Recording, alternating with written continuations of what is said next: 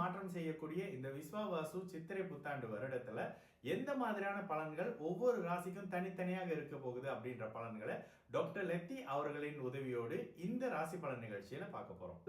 மிதுன ராசி. மிதுன ராசிக்காரர்களுக்கு என்ன தெரியாத நபர்கள் இருக்க வாய்ப்பே இல்லை. அந்த அளவுக்கு மிதுனத்தை பத்தி, மிதுனத்தினுடைய அஷ்டம சனியை பத்தி கடந்த காலத்துல பேசியிருக்கோம். பாக்கிய சனி வந்தாரு 9ஆம் இடத்துல, தந்தையை கெடுத்தாரு, பூர்வீகத்தை கெடுத்தாரு, அரசு சார்ந்த அமைப்புகள்ல பாக்கியங்களை கெடுத்தாரு அப்படின்றது தாங்க கடந்த காலத்துல இருக்கக்கூடிய சனி கொடுத்த ஒரு அமைப்பு. இந்த வருடத்துல விஸ்வாவிசு வருடத்துல உங்களுக்கு இந்த புத்தாண்டு எந்த மாதிரியான பலன்கள் வைத்திருக்க போகுது? சனி 10ஆம் கேந்திரத்தில் அமரக்கூடிய ஒரு நல்ல அமைப்புங்க. 9ஆம் அதிபதி 10ஆம் இடத்துல அமர்ந்து உங்களுடைய தொழில் மேன்மையை கொடுக்கக்கூடிய ஒரு அமைப்பு.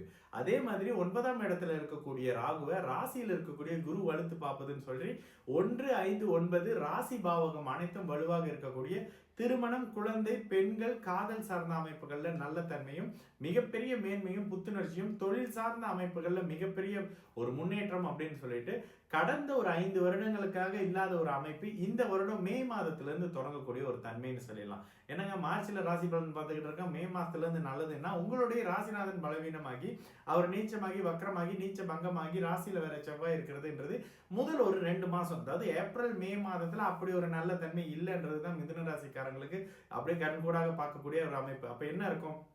விபத்து, காயங்கள், சின்ன சின்ன நோய்கள், பிரச்சனையான சில அமைப்புகள், கணவன் மனைவி உறவுகள்ல இருக்கக்கூடிய சில அமைப்பு, தாய் வழி அமைப்புகள்ல ஒரு சின்ன புரிந்துணர்வு இல்லாத நிலைன்ற மாதிரியான சில தன்மைகள் மிதுன ராசிக்காரர்களுக்கு வயதுக்கு ஏற்ற மாதிரியான அமைப்பு இருக்கும்.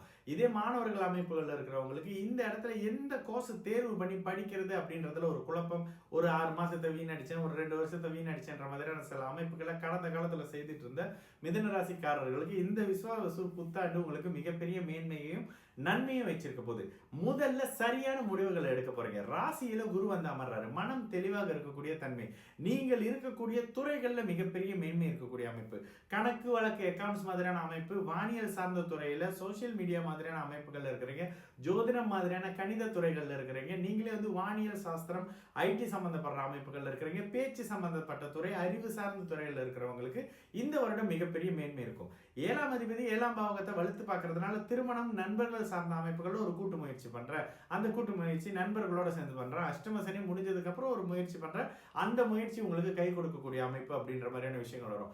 கணவன் மனைவி அமைப்புகள்ல கடந்த காலங்கள்ல இருந்து வந்த பிரச்சனைகள் ஒரு தீர்வு, ஒரு முடிவு. உங்களுக்கு நீங்க என்ன எதிர்பார்க்குறீங்க?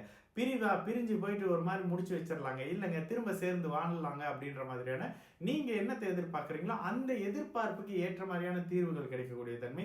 முதல் வாழ்க்கை சரியில்லாம போச்சுங்க, கடந்த கால அஷ்டம சனி போட்டு வாட்டிருச்சு அப்படின்னு நினைக்கக்கூடியவர்களுக்கு இந்த 2வது வாழ்க்கையை சரி செய்து கொடுத்து இன்னொரு வாழ்க்கைக்குள்ள நுழையக்கூடிய ஒரு அமைப்புன்னு சொல்லிட்டு மிதுன ராசிக்காரர்களுக்கு 7ஆம் பாவகம் வலுத்து இருக்கிறதுனால மிகப்பெரிய மேன்மைகள் கணவன் மனைவி சார்ந்த அமைப்புகள் இருக்கும்.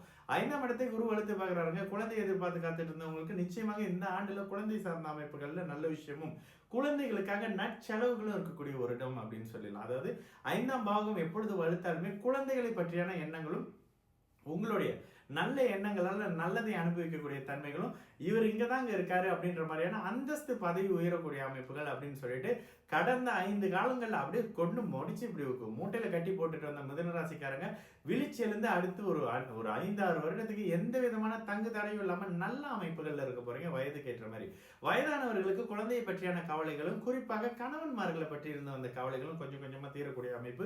நோய் அமைப்புகள் இருந்து வந்தவங்களுக்கு இப்பொழுது நோயிலிருந்து நிவாரணம் அடையக்கூடிய அமைப்பு, இப்ப சிகிச்சை பலனடிக்கக்கூடிய அமைப்பு அப்படின்னு சொல்லலாம். என்ன நோயின்னு தெரியலங்க, எத்தனை வருஷம் போறான், அந்த இது பண்றாங்க இந்த பண்றாங்க ஒரு தீர்வு இல்லை, பணம் முடிஞ்சதுதான் மிச்சம், அலைச்சலாக இருந்தது. குரு 12ஆம் இடத்துல இருக்கும்போது அலைஞ்சிங்கன்னு தான் மிதுன ராசிக்காரங்க அர்த்தம். அதுலயும் இந்த பிற்பகுதியில் இந்த 2024 நவம்பர்ல இருந்து இந்த மே வரைக்கும் அலைச்சல் அதிகமாக இருந்தது, அதற்கான பலன் கைக்கு வரல.